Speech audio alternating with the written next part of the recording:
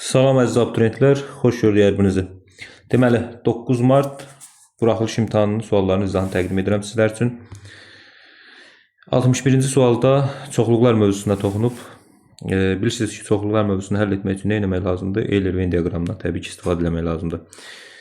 Kəsişməsi boş olmayan A və B çoxluqları üçün NA fərq B 6-ya bərabərdir. Onda biz Euler-Venn diaqramını çəkək. Baxın, bu A çoxluğu, bu da B çoxluğu. A fərq B 6-dırsa, onda buraya yazaram 6. B fərq A 4-dür, buraya yazaram 4. Və mənə nə deyir? NA birləşmə B-nin ən kiçik qiymətini tapın. Mən NA birləşmə B-nin ən kiçik qiymətini axtarıramsa, onda bu kəsişməyə ən az say verməliyəm və kəsişmə də ən az sayda neçə ola bilər? 1 ola bilər. Onda birləşmənin elementlərinin sayı nə qədər olacaq? 6 plus 1 plus 4. 11 element olacaq. Növbəti sualımız vuruqları ayırmaya bağlıdır. Deməli, 25 çıxılsın 5A bərabərdir. Ortaq vuruq kimi 5-i çıxarsaq 5 minus 5A. Çox sadə sualdır. Bu da olacaq nə variantı? D variantı. Digər sualımız, cədvəldəki ədədlərdən hansı hissəsi irrasionaldır? Cədvəldəki ədədlərin hansı hissəsi irrasionaldır? Baxın, irrasional. Cədvəldə ümumi neçə ədəd var? Cəmi 10 ədəd. Bəs neçəsi irrasionaldır? İrrasional. Neçəsi irrasionaldır? Bilirsiniz ki, pi irrasionaldır. Kökdən çıxmayan ədədlər irrasionaldır. Baxın, bu irrasionaldır. Bu da irrasionaldır. Birdən fikirləşəsiniz ki, bu dövr onluq kəsirlər də irrasionaldır. Xeyr. Deməli, neçə ədədimiz irrasional oldu? 4 ədəd. Bizdən də hissə olaraq istəyir. Ona görə cavab onda 4, yəni 0,4 olacaq. O da olur C variantı. Bu arada birinci sualımız A variantı idi, 11. 64-cü sualda nə deyir? 64-cü sual kökaltı ifadələrə aiddir. Əgər hasilin kökün 1 kök altında yazsaz, görəcəksiniz ki, burada da 11 çıxılsın kök altda 21, 11 üstə gəlinsin kök altda 21 olur. Və bu da kvadratlar fərqi olduğuna görə 11-in kvadratı, yəni 121 çıxılsın kök altda 21-in kvadratda 21 eləyir. Bu da kök altında 100, bundan da nə çıxır? 10. Cavab olacaqdı 10. O da olur A variantı.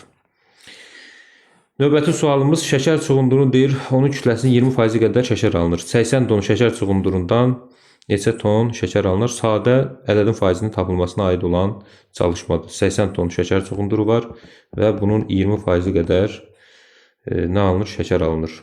Düzdürmü? Bölə 100. Bu da eləyir neçə ton? 16 ton deməli şəkər almaq olar. Növbəti çalışma ədədi silsiləyə aiddir. Y-in hansı qiymətində y-2, 3 minus y və 6 minus y ədədləri ədədi silsilənin ardıcıl hədləri olur. Məsələn, mən deyirəm ki, bu A1-dir, bu A2-dir, bu A3-dür. Birdən deyirsiniz ki, müəllim, nə bilirsən A1, A2, A3? Bəlkə A5, A6, A7-dir. Fərqi yoxdur. Fərqi yoxdur. Ardıcıl hədlərdirsə, fərqi yoxdur. A1, A2, A3 də deyə bilərsiniz, A4, A5, A6 da deyə bilərsiniz. Mən şərti olaraq belə deyirəm. Bunu seçmə üsulu ilə də eləyə bilərsiniz. Yerinə qoyub götürüb ədədləri yoxlaya bilərsiniz. Ya da ki, adi qaydada həll eləyərsiniz. Necə? Ədədi silsilə üçün biz nə bilirdik?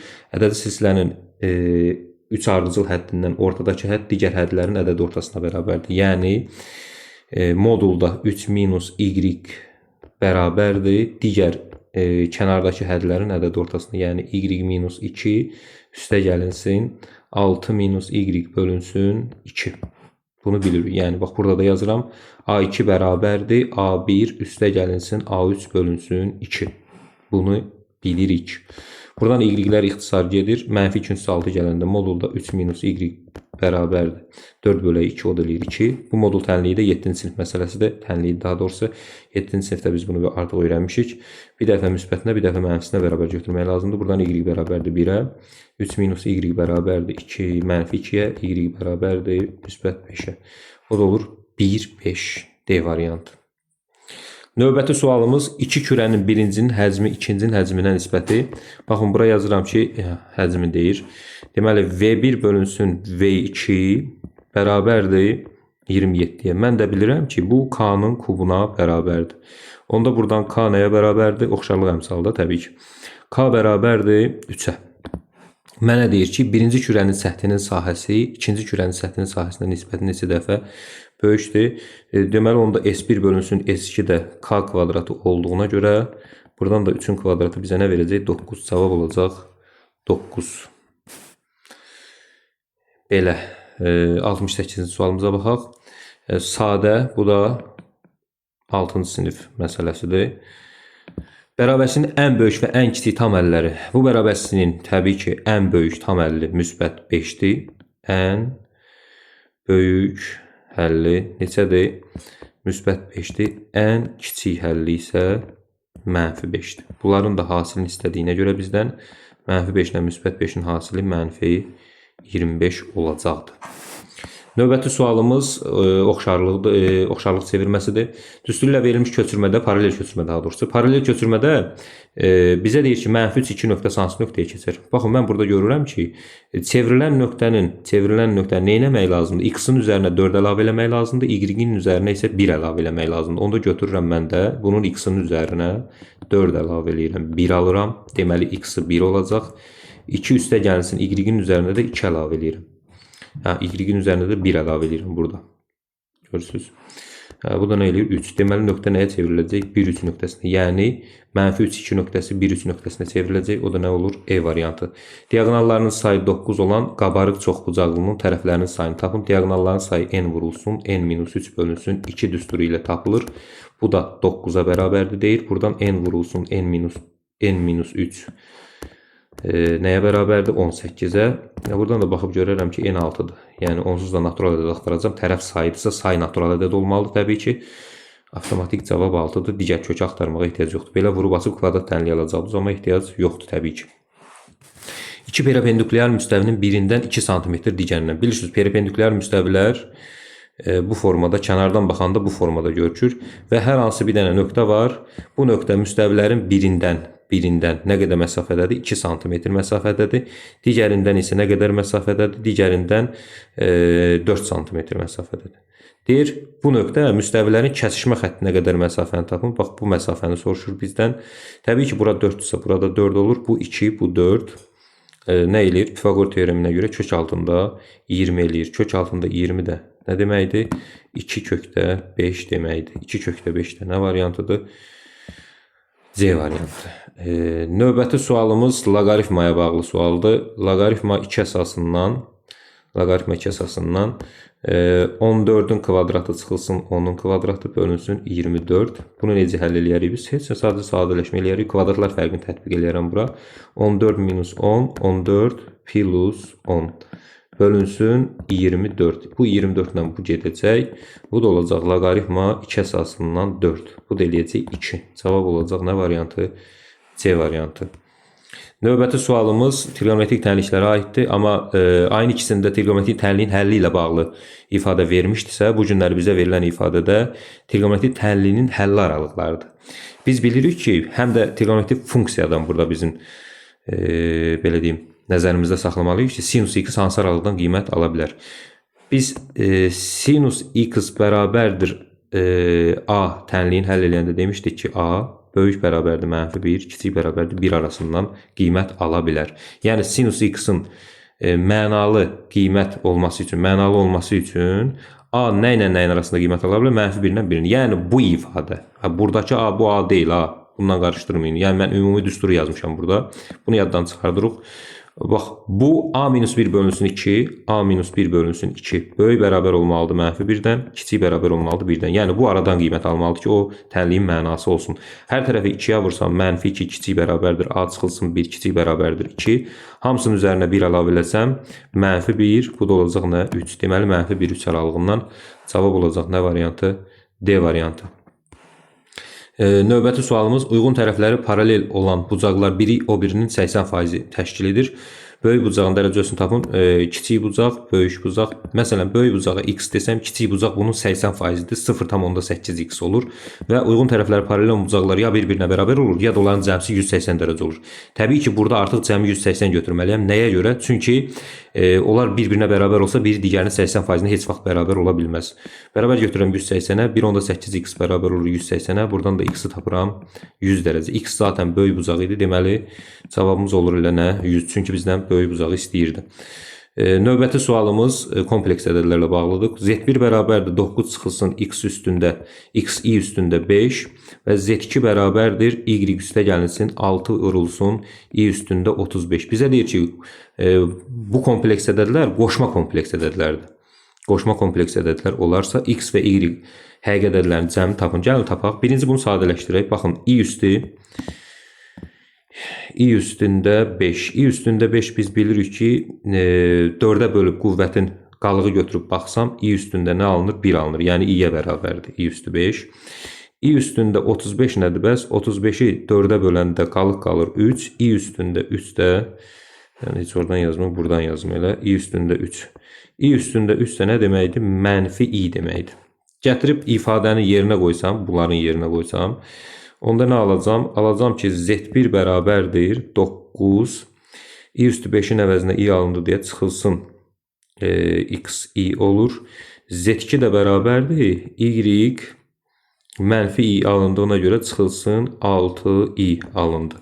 İndi bunlar qoşma kompleks ədəd olması üçün biri plus, biri minus olmalıdır təbii ki. Düzdürmü?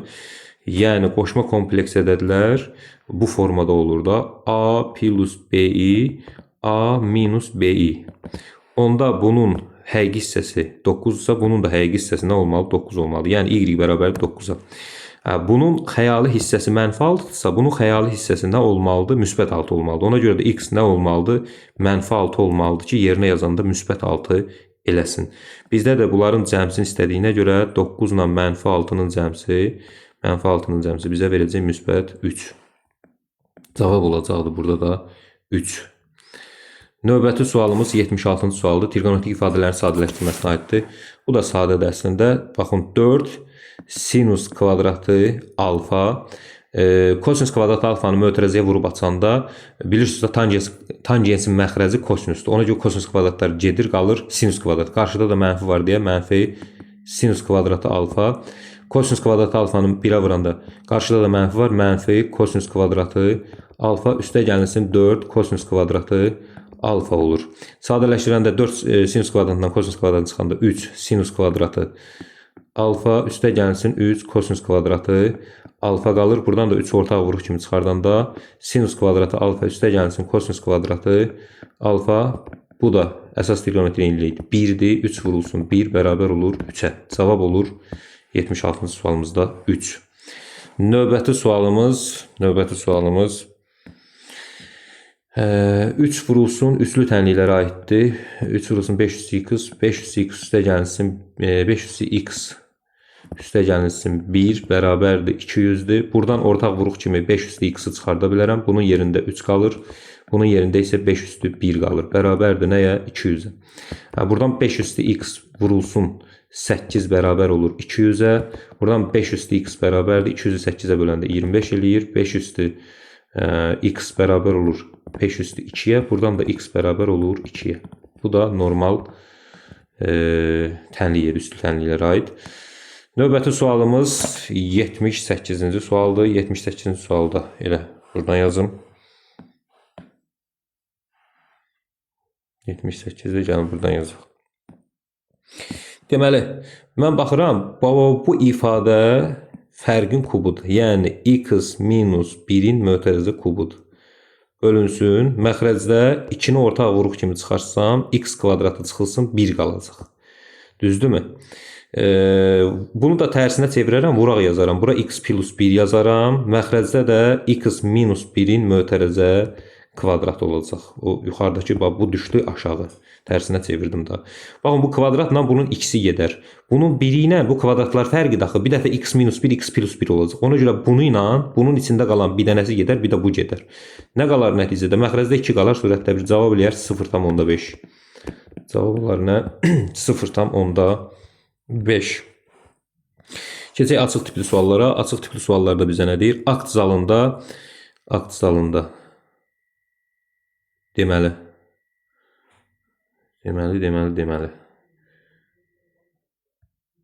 Bircə dəqiqə burada ürək yaza bilsək. Yenisini açsaq daha yaxşı olardı. Bəli.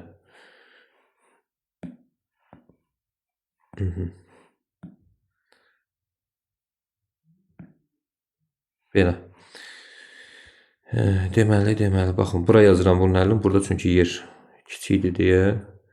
Bura yazacağım, biraz da böyüdək bunu. Aha. Baxın, akt zalında hər sıradakı yerlərin sayı sıralarında. Bax, bura yazıram yer və sıra. Mənə deyir ki, hər sıradakı yerlərin sayı sıraların sayından 8 vahid çoxdur. Onda sıraların sayına əgər mən x desəm, onda yerlərin sayı nə olacaq? X plus 8 olacaq. Və cəmsi nə qədər yer var? 384. Onda nə olacaq? X plus 8-i x-a vuranda bərabər olacaq 384. Belə. Bu formada bizdən nəsə istəyir? Sıraların sayını istəyir. Bunu da birbaşa vurub atsaz x kvadrat üstə gəlinsin. Heç vurub açmaram, yerinə qoyma. Onsuz mənə natural ədəd lazımdır. Çünki sıraların sayı olduğuna görə natural ədəddir. Yoxlasaz görərsiniz ki, x-in yerində 16 olsa, nə olacaq? 16 plus 8 vurulsun 16. Yəni 24 vurulsun 16. Bəli, bu da 384 eləyir. Deməli, avtomatik cavab nə olacaq? 16. Baxın, burada diqqətli olun. Bizdən sıraların sayını istəyirdi. X-i da sıraların sayını x demişdik. Ona görə də cavab nə olur? 16 olur. Neçənci sualımız idi? Bizdən bəli, sıraların sayını soruşur. Burada olur cavab 16. Növbəti sualımız həndəsə ilə bağlıdır. Bunu üzərində işləyəcəm. Burada nə deyir bizə? Baxın, ABCD düzbucaqlısında B təpəsindən AC diaqonalına B-in perpendikulyarı çəkilmişdir. Düzbucaqlı üçbucaqda metrik münasibətə gedir bu məsələ. AM 9-dur. Bax, bura 9-dur, bura isə 16-dır. Metrik münasibətə görə bu h-ı mən rahatlıqla tapa bilərəm. Çünki h-ın kvadratı bərabərdir o hissələrin hasilinə. 9 vurulsun 16-ya. Onda h nəyə bərabər olur? 3 vurulsun 4, 12-yə. Bax, bu h olur 12. H-ı 12 tapandan sonra məndən düzbucağın sahəsini istəyir. Baxın, mən bu üçbucağın sahəsini taparam. Bu üçbucağın sahəsini tapıb 2-yə vursam düzbucağının sahəsini almış olaram. Düzdürmü? Üçbucağın sahəsində necə tapılır? Üçbucağın sahəsi S bərabərdir. 2-də 1 vurulsun. Tərəf 25-dir. Bu tərəfə çəkilmiş hündürlüyü hasil. Hündürlüyü də 12-dir. Bununla bu ixtisar gedir 6. 6-nı 25-ə vuranda olur 150. Bu üçbucağın sahəsi 150 isə S düzbucaqlının sahəsi bərabər olacaq 2 vurulsun 150. Yəni nə qədər? 300. Cavab olacaq nə? 300. Bu sualın cavabı olacaq 300. Növbəti sualımız ehtimalla bağlı sualdır. Ehtimalla bağlı olan sualı da burada mən yazacağım sizin üçün. Bircə dəqiqə. Aha. Bizə nə deyir ehtimalla bağlı olan sualda? Ehtimalla bağlı olan sualda deyir ki, supermarketdə keçirilən uduş kampaniyası çərçivəsində müştəriyə hər birində 5 AZN, 10 AZN və 20 AZN dəyərində alış-veriş kuponları yalnız biri olmaqla 28 zərf təqdim olundu. Baxın. Deməli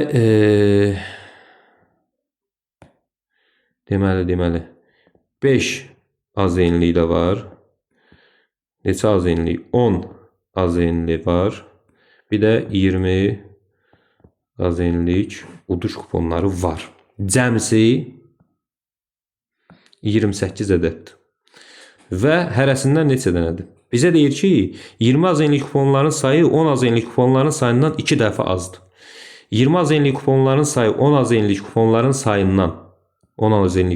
sayından 2 dəfə azdır.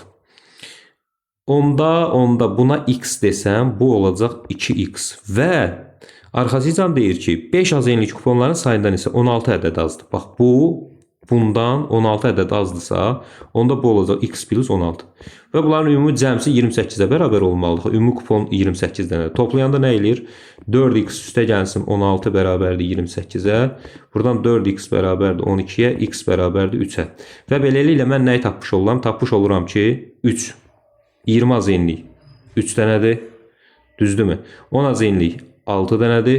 5 AZN-lik isə 19 kupon var. Bu öz yerində. Bunu müəyyən eləyəndən sonra məsələnin geri qalanını oxuyuram. Məsələnin geri qalanında nə deyir mənə? Məsələnin geri qalanında deyir ki, bizə dəqiqə o səliqəli olsun, əla. Deyir ki, müştərinin təsadüfi seçdiyi iki zərfdəki kuponların ümumilikdə 30 AZN dəyərində olma hadisəsinin ehtimal tapın. Biz ehtimal tapanda nə etməliyik? Ehtimal tapmaq üçün mümkün halların sayını məxrəcə yazmalıyıq, əlverişli halların sayını surətə. Baxın, mümkün halların sayı. Burada sıranın önəmi yoxdur. Çünki 28 kupon var. O 28 kupondan hər hansı ikisini seçəcəyik və sıranın da önəmi yoxdur. Ona görə də kombinizon 28-dən 2-yə məxrəc olacaq. Mümkün halların sayı. Baxın, kombinizon 28-dən 2-yə. Məxrəci müəyyən elədim. Keçirəm surətə. Əlverişli halların sayı. Əlverişli hallarda mənim üçün nə deyir? Mənə deyir ki, müştərinin təsadüfi seçəcəyi iki zərfdəki kuponların ümumilikdə 30 AZN dəyərində olma hadisəsinin ehtimalı. Yəni seçəcəyi kuponların cəmsi 30 AZN olsun. 2 kupon seçməyəcək bu. 30 AZN necə düzəltmək olar? 10 AZN-lik kupon, bir də 20 AZN-lik kupon olmalıdır ki, toplayanda 30 eləsin. Ona görə də neçə dənə 10 AZN-lik kupon var? 6 dənə. Neçə dənə 20 AZN-lik kupon var? 3 dənə. Düzdürmü? Yəni əlverişli halların sayı nə olacaq onda? 6 vurulsun 3. Nəyə görə 6 vurulsun 3? Çünki 10 AZN-lik hər kupona qarşı 20 AZN-lik 3 dənə kupon qarşı qoymaq olur. Bunu kombinizonla da yaza bilərsiniz. Yenə yəni 10 AZN-lik kuponu seçərsiniz, kombinizon 6-dan 1-ə vurulsun. 20 AZN-lik kuponu seçərsiniz, kombinizon 3-dən 1-ə. Zaten kombinizon 6-dan 1-ə də 6 eləyir. 3-dən 1-ə də nə eləyir? 3 eləyir. Kombinizon bu da 6 vuraq burada yazın da 18. Kombinizon 28-dən 2-yə isə nə eləyir müəllimlər? Əziz şagirdlər, 28 bölünsün 26 faktorial vurulsun 2 faktorial. Burada da qalır 27 vuraq 28. Bu da olur 2, bu da olur 27 vuraq 14. Düzdürmü? Gətirib burada yazıram 27 vuraq 14. Burada da ixtisarlara aparsaz bununla bu gedir burada. 9 qalır, 9 ilə bu gedir burada. Neçə qalır? 3-ə ixtisar getdi. 2 qalır, 2 ilə də 14 gedir. Burada neçə qalmışdı? 3 qalmışdı da. Burada da qalır 7. 3, 7, 21 eləyir. Surətdə də qalır 1. Yəni ehtimal nə olur? 21-də 1. 21-də 1.